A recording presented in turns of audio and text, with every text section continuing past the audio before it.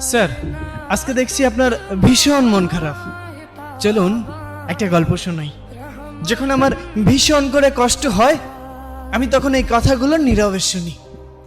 ধরুন আপনার খুব অসুস্থ মনে হচ্ছে, কেমন জানি শূন্য শূন্য লাগছে, ক্লান্তি লাগছে। তখন আপনি একজন ডক্টরের শরণাপন্ন হইলেন।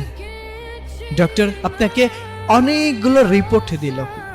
আপনি পরীক্ষাগুলো করে রিপোর্টগুলো ডক্টরের হাতে তুলে দিলেন। ডক্টর রিপোর্টটা হাতে নিয়ে আপনার মুখের দিকে তাকাচ্ছে, আবার রিপোর্টের দিকে তাকাচ্ছে। তখন আপনাকে জিজ্ঞাসা করলো, আপনার সাথে কেউ আসেনি? তখন আপনি বললেন, না, আমি একাই এসেছি। অনেক দিন ধরেই ক্লান্ত মনে হচ্ছে, কেমন জানি মনে হচ্ছে, আমি জানি না। তখন ডক্টর অনেকটা মলিন মুখে বললেন, হয়তো আপনাকে এই কথাটা বলা উচিত হবে না, কিন্তু তারপরও যেহেতু আপনার সাথে কেউ নেই, আপনাকেই বলতে চাই, আপনি আর 2 মাস বাঁচবেন। আপনার জীবনের সব ইচ্ছা আকাঙ্ক্ষা সবকিছু পূরণ করে নিন।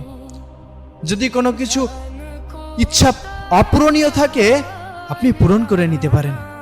এই 2টা মাস আপনি এই পৃথিবীকে দেখে নেন। আপনার যে রোগ ধরা পড়েছে, আমি সে রোগের নাম নিতে চাচ্ছি না, তবে ভেঙে পড়বেন না। মানুষ মাত্রই মরণশীল, আজ না হোক কাল ঠিকই চলে যেতে হবে। আপনাকে এজন্যই সতর্ক করে দিলাম, কারণ আমি এমন রোগী অনেক দেখেছি। ঠিক তখন আপনি স্তব্ধ হয়ে গিয়েছেন। আপনার এত ক্ষমতা, এত জোশ, এত টাকা, এত অর্থ সম্পদ কোথায় যাবে? কোথায় যাবে?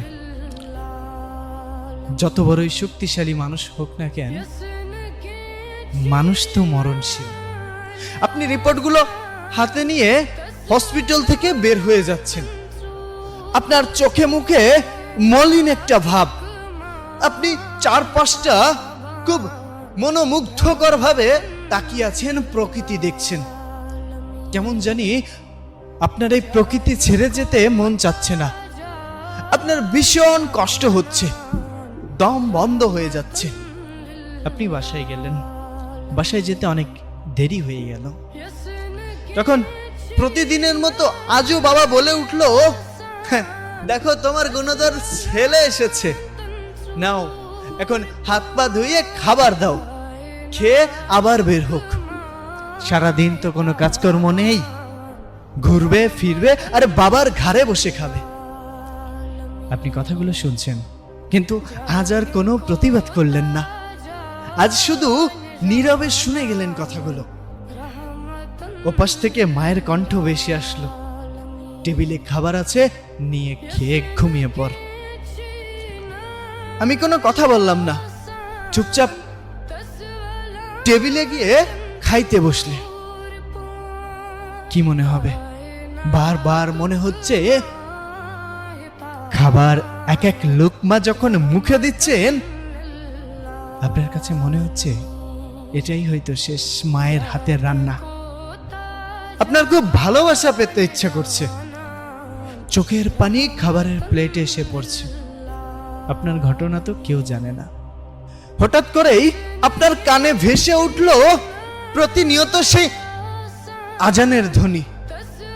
আপনি খাবারটা শেষ করে দৌড়ে চলে গেলেন নামাজ পড়তে। নামাজ শেষ করে বাহিরে আসলেন। বাসায় এসে ঘুমিয়ে পড়লেন। সকালে ঘুম থেকে উঠে ফজরের নামাজ আদায় করে প্রকৃতির সৌন্দর্য উপভোগ করছেন। কত সুন্দর পাখির কিচিরমিচির, সূর্যটা কত সুন্দর লাল রক্তিম ধারণ করে আছে। সবকিছুর প্রেমে পড়ে গেলেন।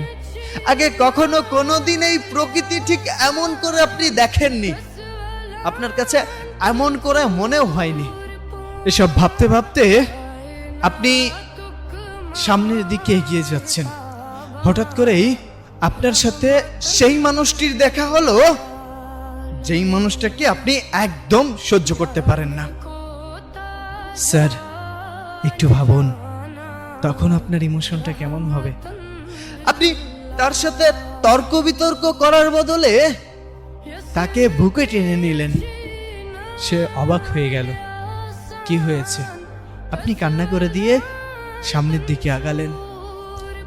পথে ঘাটে যেখানে যার সাথে দেখা হচ্ছে আপনি সালাম প্রদান করছেন।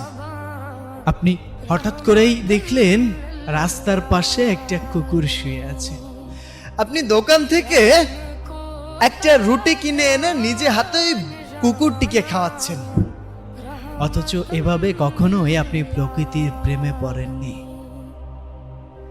আপনি এই পৃথিবী, এই দুনিয়া, এই সৌন্দর্য ছেড়ে আপনি কোথাও যেতে চাচ্ছেন না, কিন্তু যেতে হবে। আপনি আস্তে আস্তে দুর্বল হয়ে পড়ছেন। আপনি আস্তে আস্তে মানসিকভাবে ভেঙে পড়ছেন শারীরিকভাবে।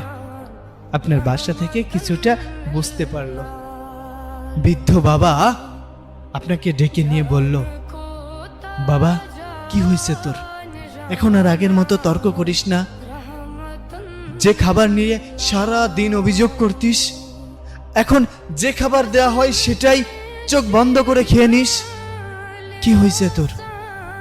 তখন আপনি চিৎকার করে দু চোখের পানি ছেড়ে দিয়ে বাবাকে জড়িয়ে ধরলেন। কেমন লাগছে? কষ্ট লাগছে? আপনার কান্না দেখে রান্নাঘর থেকে দৌড়ে এসে আপনার মা আপনাকে জড়িয়ে ধরলো। বাবা কি হয়েছে তোর? আপনি মলিন মুখে বললেন, মা